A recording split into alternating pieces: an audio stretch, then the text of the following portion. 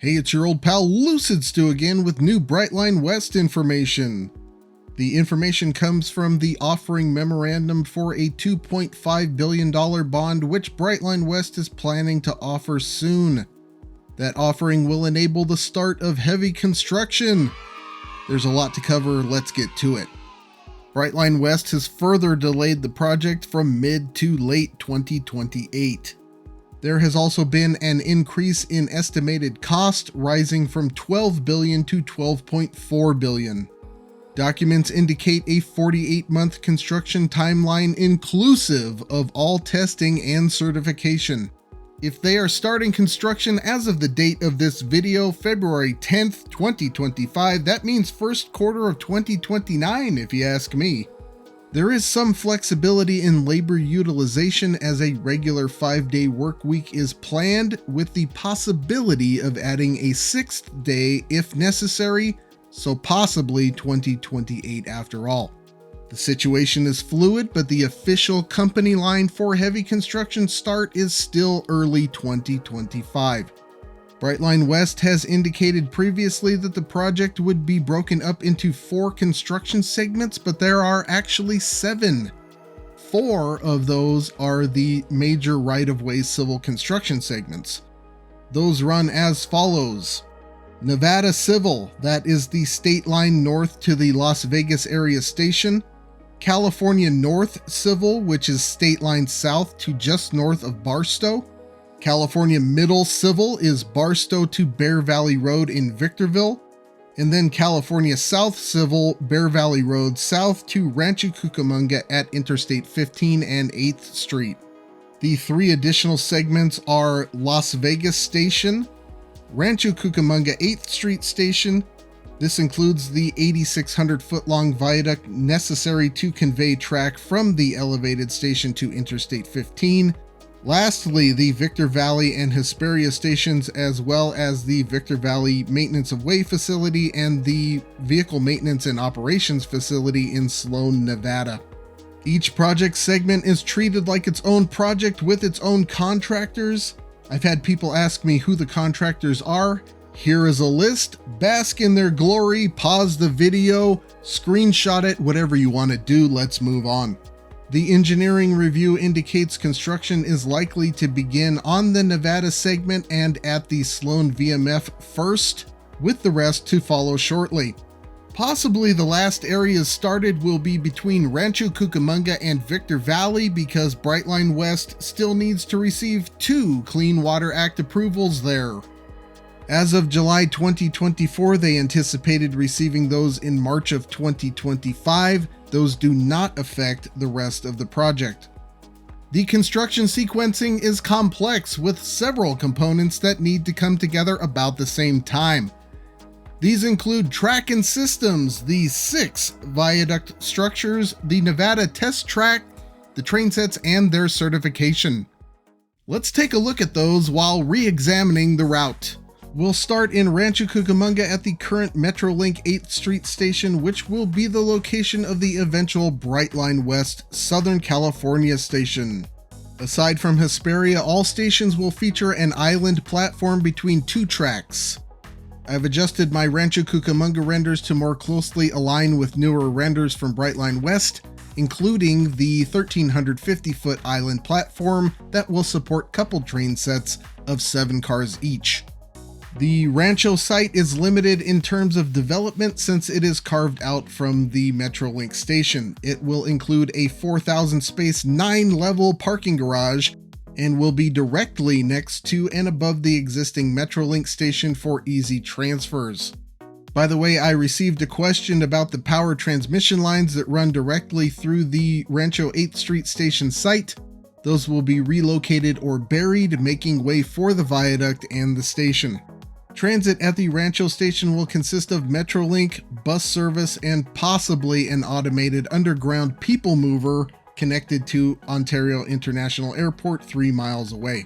A word on the renderings. These are my best interpretation of the information available to me. They are not perfect, but meant to give a general idea of what a completed system might look like. Also, plans can and do change, which is what this video is all about. Trainset Depiction is not correct. Brightline West plans to use the Siemens American Pioneer 220, which is a newly iterated US-produced variant of the Siemens Volaro sets that operate all over Europe.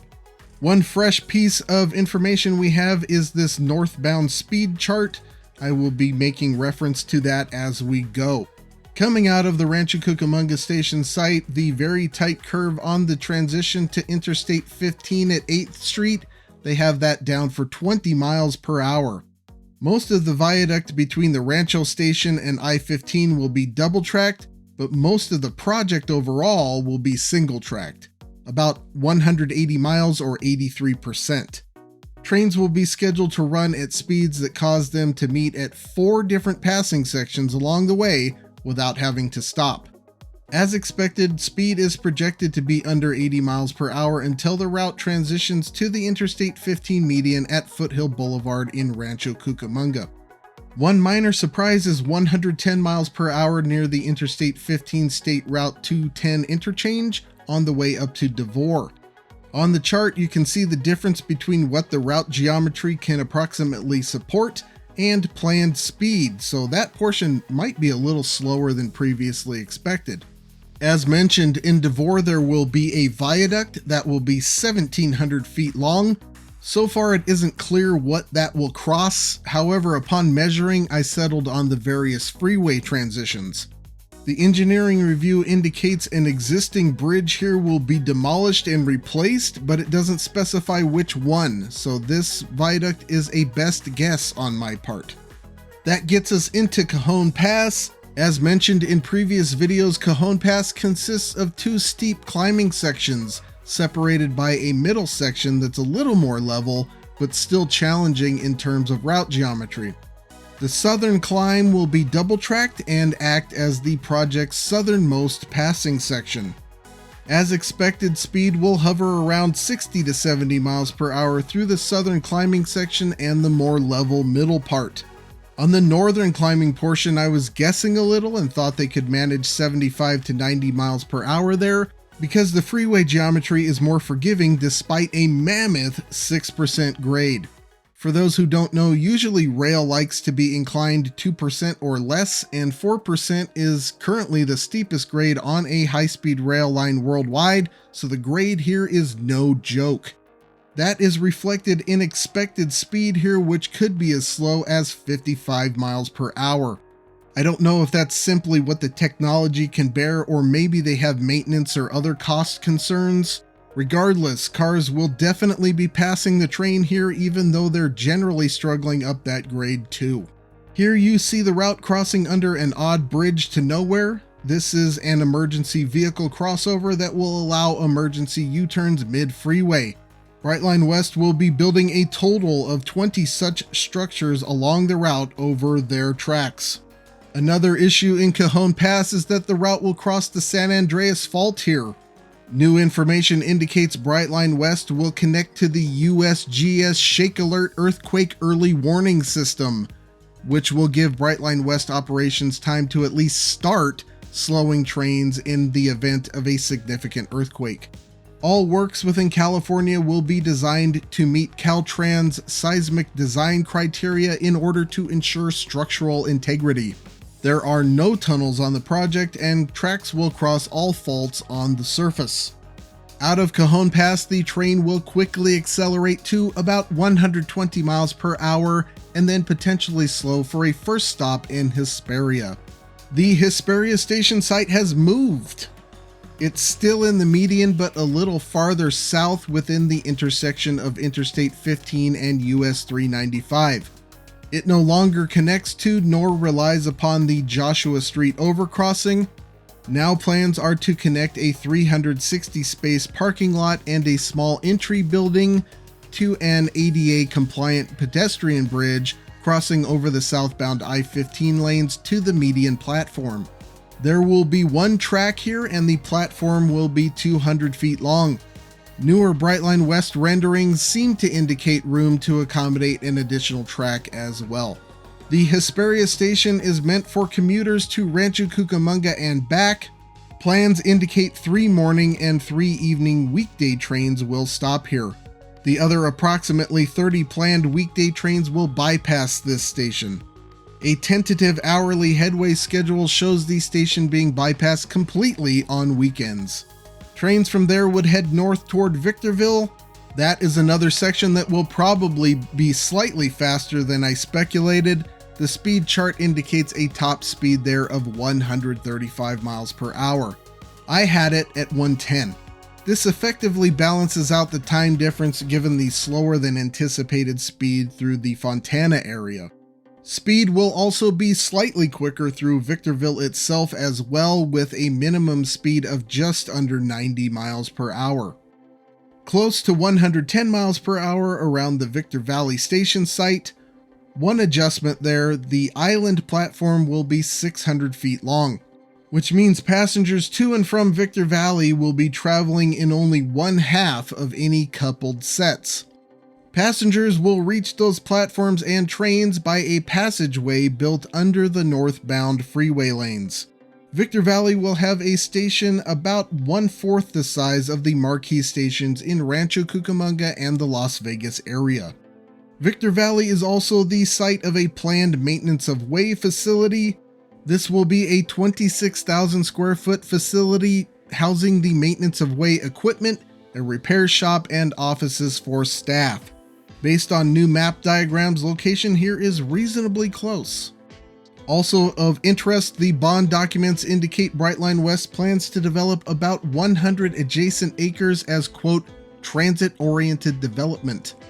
That's an area equivalent to 40 square city blocks. The Victor Valley Station site is also one of two major staging areas for the project. The other is the Sloan, Nevada VMF site. Here, Brightline West will connect to nearby Cemex tracks, which will allow delivery of ballast to the southern portion of the project from the nearby Cemex quarry. Out of the Victor Valley Station to the north, I had speed to Barstow at a conservative 110 miles per hour. Brightline plans are more aggressive. They have the northbound train topping out at 145 miles per hour in the area between Hodge Road and Outlet Center Drive. Speed through Barstow will be in the 80 to 110 mile per hour range, and there the train will fly over the area on a 3,800 foot long viaduct. This will be one of the first structures started in the Victor Valley to State Line portion if all goes to plan. Speed increases in fits and starts north of Barstow until reaching a more wide open area north of Yermo. I've previously speculated that the train could reach top speed here, but according to the chart, it will top out at 175 miles per hour before slowing near the Midway rest area. Speaking of top speed, this chart and the engineering review indicate that is 186 miles per hour, not 200 miles per hour as previously hinted at by Brightline West. The engineering review is packed with interesting information about the train sets, which are capable of cruising at 220 miles per hour. As pictured throughout this video, they will consist of 7 cars, one of which is the now famous party car. That will be rentable according to the report. The train sets will be 664 feet long with a seating capacity of 483. During busier times, 2 train sets will be coupled to provide a one-way trip capacity of 966. The train sets have emergency batteries designed to allow 2 hours of heating or air conditioning in case of failure of overhead wires. This would also allow a train to travel 9 miles on level ground at slow speed to reach a station or facility. The American Pioneer 220 is expected to reach final design review sometime around March of 2025, with first delivery possibly from Germany in March of 2027.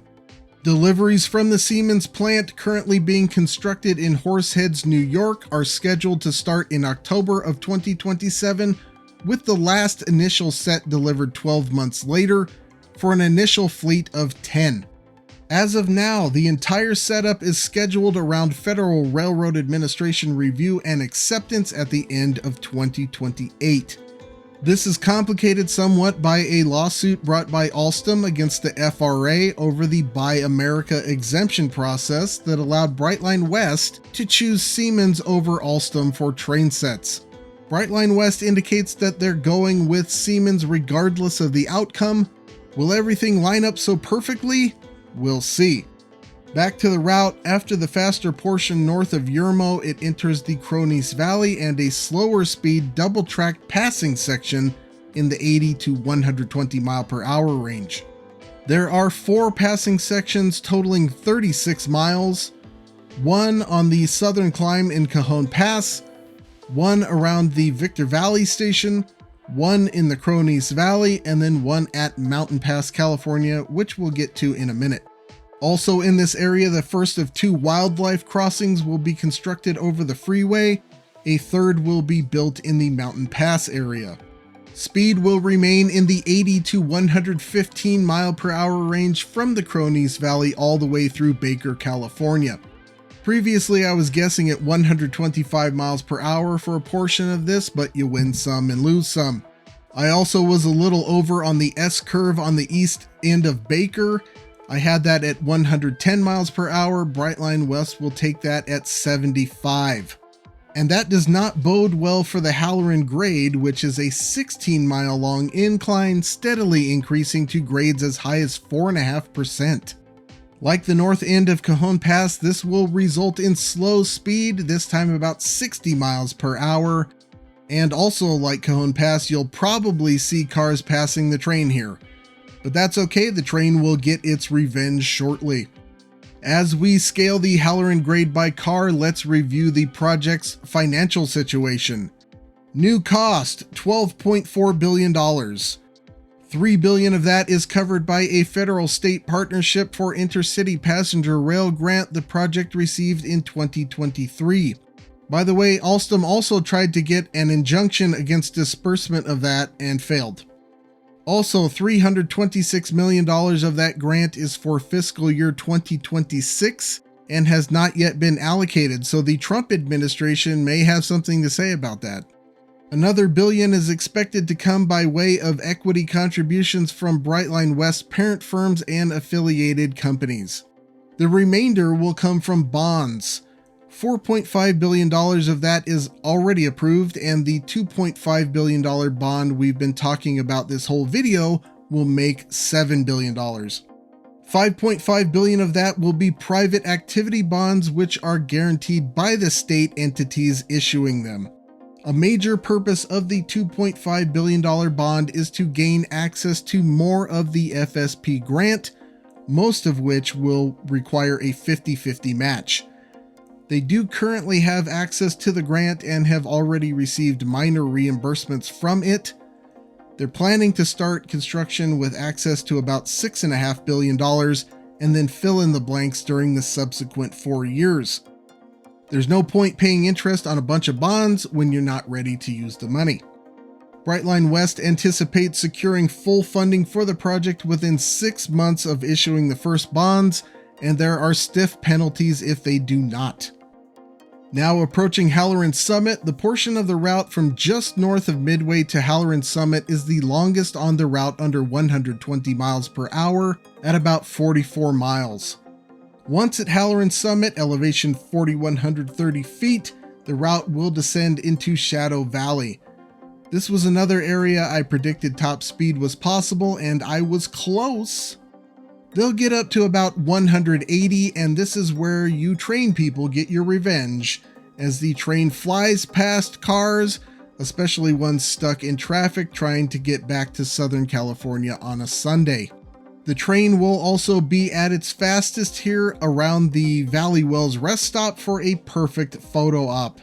That will slow dramatically on the slope up to Mountain Pass, starting at the last passing section south to north near Sema Road. This is about 4 miles west of where I was thinking previously.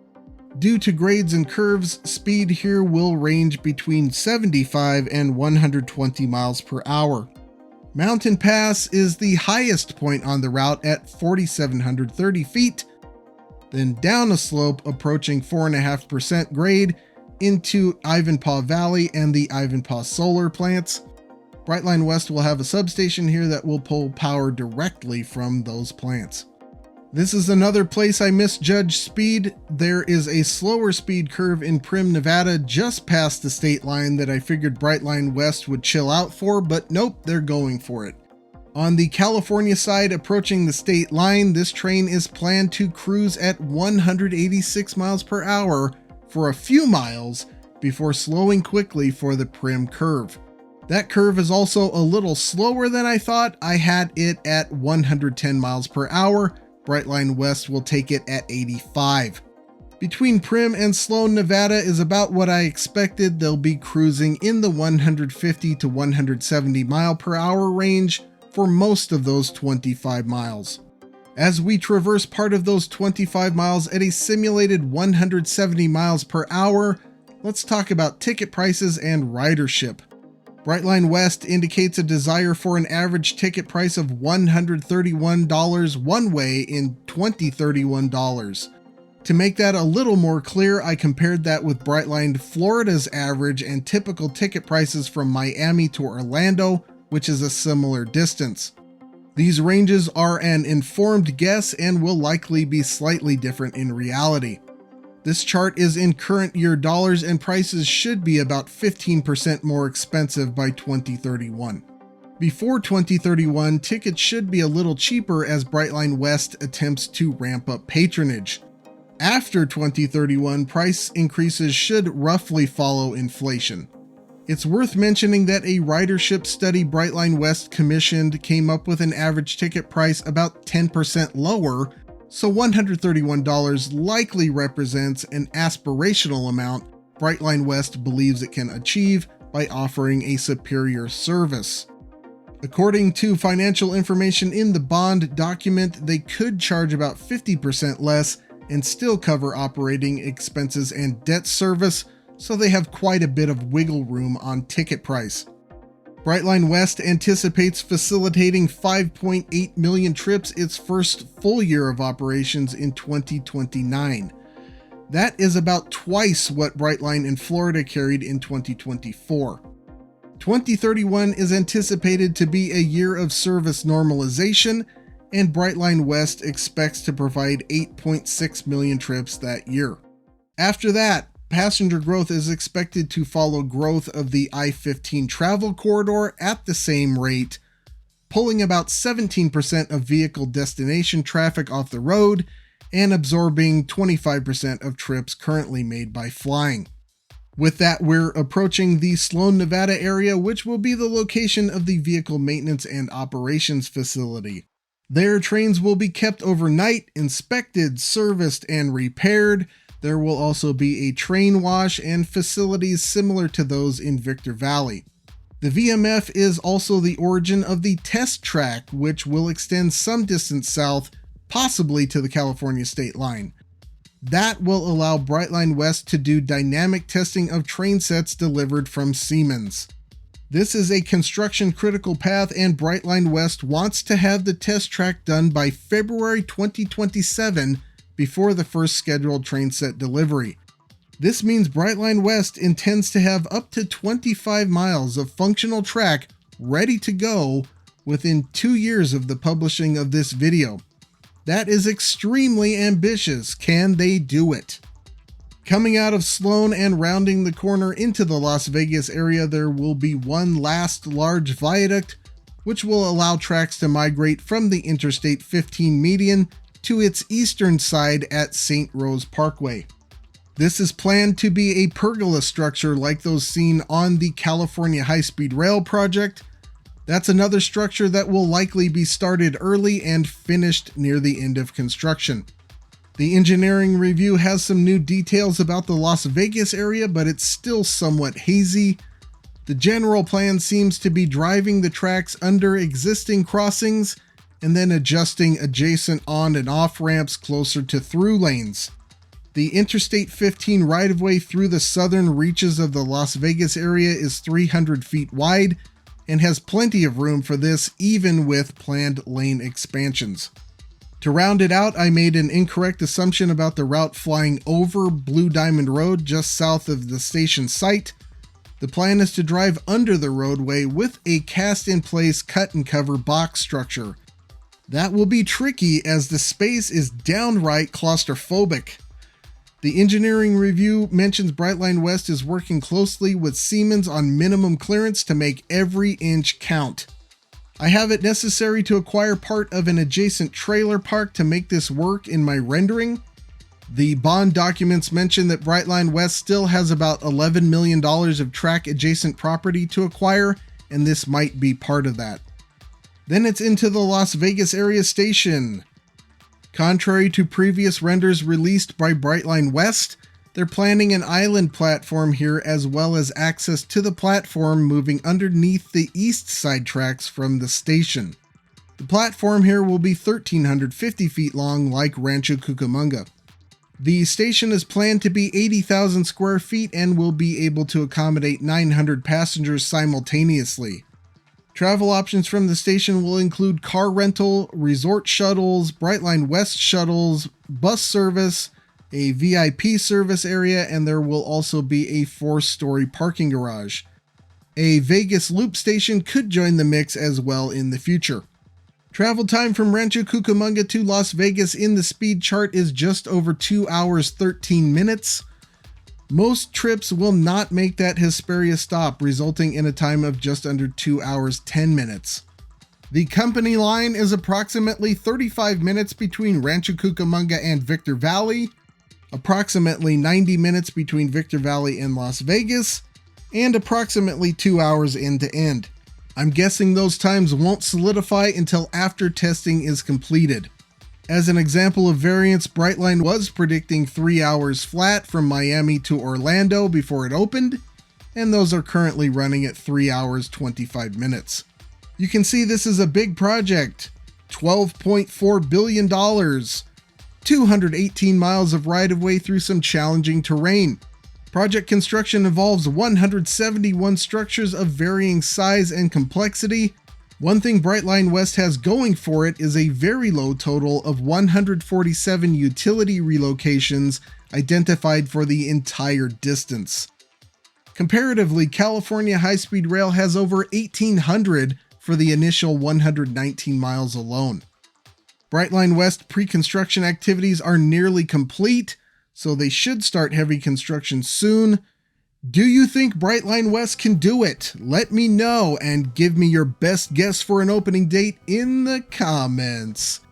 That completes the meaningful updates I was able to pull from these documents. Thanks for sticking with me this long.